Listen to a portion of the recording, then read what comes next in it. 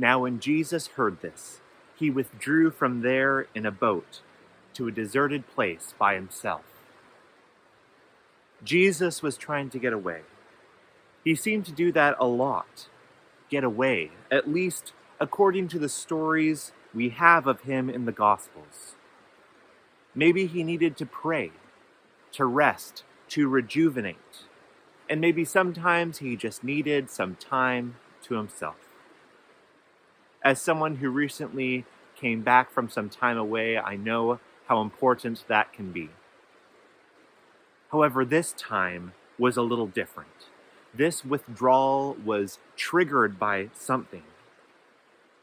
Matthew writes, "Now when Jesus heard this." Now when Jesus heard what? What is it that he heard that made him go away? We don't get that in the part of the story we heard today. Well, what initiated this search for solitude is tucked between the parables from last week and today's story of the feeding of the 5,000. It was news of the death of John the Baptist, a bizarre, grotesque story in Matthew's gospel that ends with John's head on a platter. According to the beginning of Luke's gospel, John and Jesus were cousins. Maybe. But whatever their earthly relation, by all accounts they were close, connected in some way to each other. And so it makes sense that Jesus needed to get away, needed some time alone to reflect upon the implications of this death, to process this loss, to grieve the one who had baptized him. But then the crowds showed up at an inopportune time. And do you know what? I think the kingdom of heaven was at hand. You see, I think it is no mistake that all those parables of the kingdom come so soon before this, because I believe that this, the story of the feeding of the 5,000, is a kingdom story.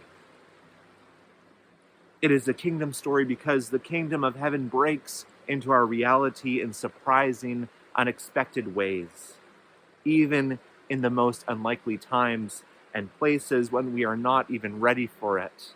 The kingdom of heaven comes near to us.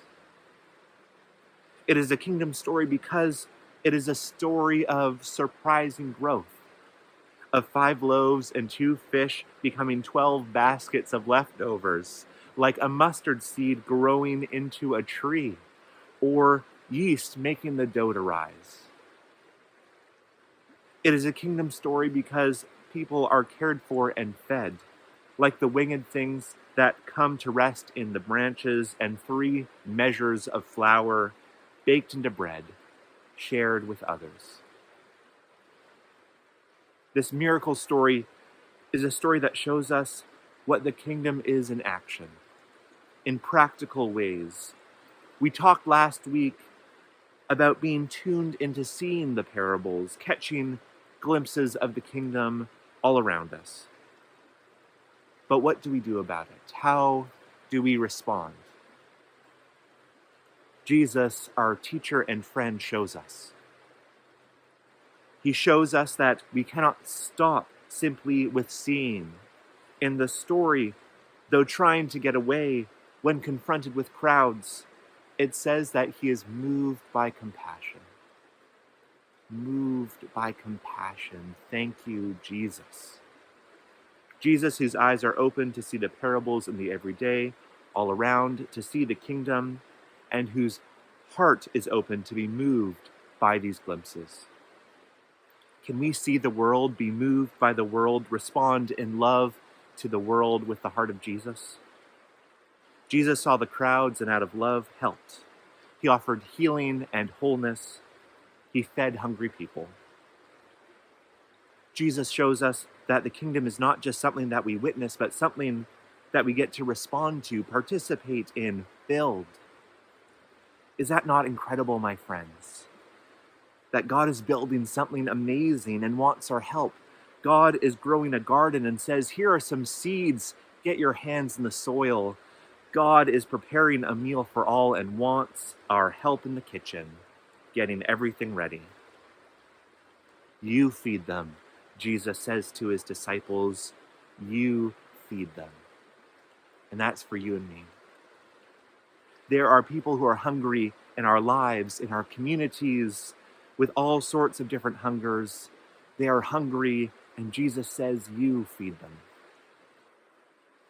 The disciples in the story were unsure about this. They only had 5 loaves and 2 fish after all. And I probably would have been with them. Unsure. It was not enough. And often that is what stops us from feeding people too, I think. The practical assessment that we don't have enough. I don't have enough, maybe even I am not enough. Our church is not big enough or does not have the resources to make a difference. What can we do? What can I do?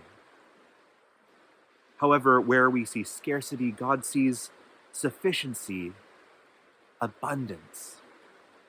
Don't let what we have or what we don't have prevent us from feeding people. If we do, we are missing out on the kingdom of heaven itself. We have enough, more than enough, to be like Jesus.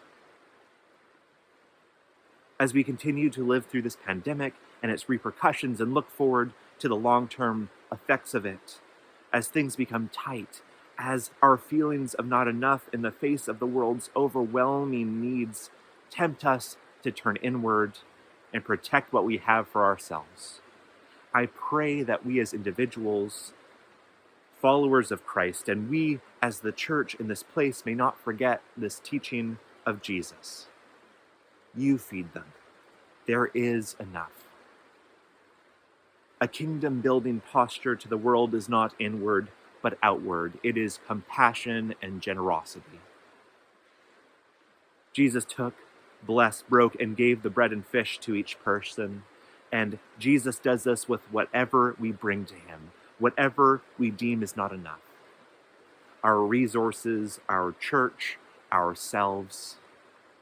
And we find once it has been taken, blessed, broken, and given for others, that there will be enough to heal the world, to feed the world, to bless the world. Mustard and yeast, fish and bread, eyes to see, hearts to love, and hands to serve. God takes these things and grows them in and into the kingdom of heaven, so that there is enough for all. Thanks be to God.